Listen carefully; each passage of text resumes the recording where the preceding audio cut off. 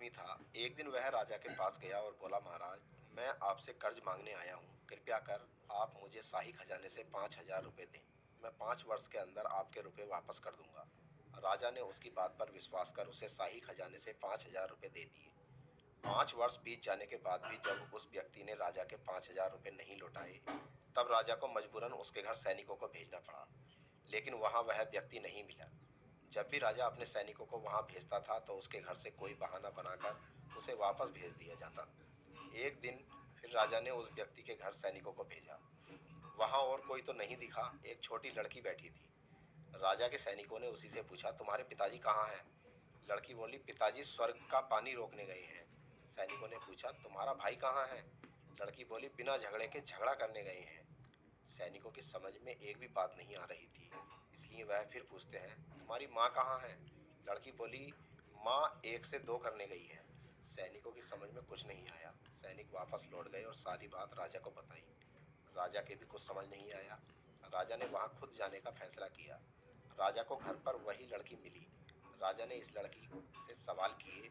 लड़की ने वही जवाब दिए जो सैनिकों को दिए थे। राजा उसके इन उल जलूल जवाब से खींच गया। वह गुस्से में पूछता है, और तुम यहाँ बैठी क्या कर रही हो?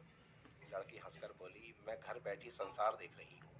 राजा समझ गया कि लड़की उसकी किसी भी बात का सीधा जवाब नहीं देगी, इसलिए उसे अब इससे इन बातों का मतलब जानने के लिए प्यार से बतियाना पड़ेगा।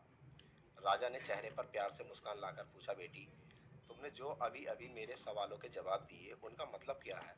मैं तुम्हारी एक भी बात का मतलब नहीं समझ सका। तुम मुझे सीधे सीधे उनका मतलब समझाओ। लड़की ने भी मुस्कुराकर पूछा, अगर मैं सभी बातों का मतलब समझा दूं तो आप मुझे क्या देंगे? राजा के मन में सारी बातों को जानने की तीव्र उत्कंठा थी। वह बोला, जो मांगोगी वही दूंगा। तब लड़की बोली, आप मेरे पिताजी का सारा कर्ज माफ कर देंगे तो मैं आपको सारी बातों का अर्थ बता दूंगी। राजा ने कहा, ठीक है, मैं तुम्हारे पिताजी का सारा कर्ज माफ कर दूंगा। अब तो सारी बातों का अर्थ समझा दो। लड़की बोली, महाराज, आज मैं आपको सारी बातों का अर्थ नहीं समझा सकती।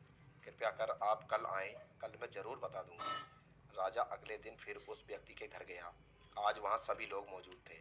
वह आदमी, उसकी पत्नी, बेटा और उसकी बेटी भी। राजा को देखते ही लड़की ने कहा, महाराज, आपको अपना वचन याद है ना? राजा बोला, हाँ, मुझे याद है। तुम अगर सारी बातों का अर्थ बता दो तो मैं तुम्हारे पिताजी का सारा कर्ज माफ कर दूंगा। लड़की बोली, सबसे पहले मैंने यह कहा था कि पिताजी स्वर्ग का पानी रोकने गए हैं। इसका मतलब था कि वर्षा हो रही थी और हमारे घर की छत से पानी टपक रहा था। पिताजी पानी रोकने के लिए छत को छा बना रहे थे, यानी वर्षा का पानी आसमान से ही गिरता है, और हम लोग तो यही मानते हैं कि आसमान में ही स्वर्ग है। बस, पहली बात का अर्थ यही है। दूसरी बात मैंने कही थी कि भैया बिना झगड़े के झगड़ा करने गए हैं। इसका मतलब था कि वे रेंगनी के कांटे को काटने गए थे। अगर कोई भी रेंगनी के कांटे को काटेगा तो उसके शरीर में जहां तहां कांटा गड़ ही जाएगा, यानी झगड़ा नहीं करने पर भी झगड़ा होगा और शरीर पर खरोंचे आएंगी। राजा उसकी बातों से सहमत हो गया। वह मन ही मन उसकी चतुराई की प्रशंसा करने लगा। उसने उत्सुकता के साथ पूछा, और तीसरी चौथी बात का क्या मतलब है बेटी? लड़की बोली, महाराज, तीसरी बात मैंने कही थी कि माँ 1 से 2 करने गई है। इसका मतलब था कि माँ अरहर की दाल को पीसने, यानी उसे 1 का 2 करने गई है। अगर साबुत दाल को पीसा जाए तो एक दाने का 2 भाग हो जाता है। मतलब यही था, 1 का 2 करना।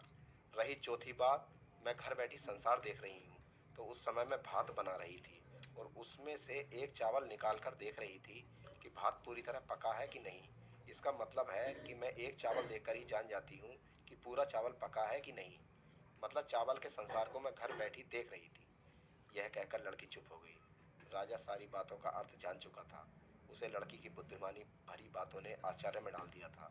फिर राजा ने कहा, बेटी, तुम तो बहुत चतुर हो, पर एक बात समझ में नहीं आई कि यह सारी बातें तो तुम मुझे कल भी बता सकती थी, फिर तुमने मुझे आज क्यों बुलाया? लड़की हंसकर बोली, मैं तो बता ही चुकी हूँ कि कल जब आप आए थे तो मैं भात बना रही थी। अगर मैं आपको अपनी बातों का मतलब समझाने लगती तो भात गीला हो जाता या जल जाता, तो माँ मुझे जरूर पीटती। फिर घर में कल कोई भी नहीं था। अगर मैं इनको बताती कि आपने कर्ज माफ कर दिया है तो ये मेरी बात का विश्वास नहीं करते। आज स्वयं आपके मुंह से सुनकर कि आपने कर्ज माफ कर दिया है तो इन्हें इसका विश्वास हो जाएगा, वहीं खुशी भी होगी। राजा लड़की की बात सुनकर बहुत ही प्रसन्न हुआ। उसने अपने गले से मोतियों की माला निकालकर उसे देते हुए कहा, बेटी, यह लो अपनी चतुराई का पुरस्कार। तुम्हारे पिताजी का कर्ज तो मैं माफ कर ही चुका हूँ। अब तुम्हें या तुम्हारे घर वालों को मुझसे बहाना नहीं बनाना पड़ेगा। अब तुम लोग निश्चिंत होकर रहो। अगर फिर कभी किसी चीज की जरूरत हो तो बेझिझक होकर मुझसे कहना। इतना कहकर राजा लड़के को आशीर्वाद देकर चला गया।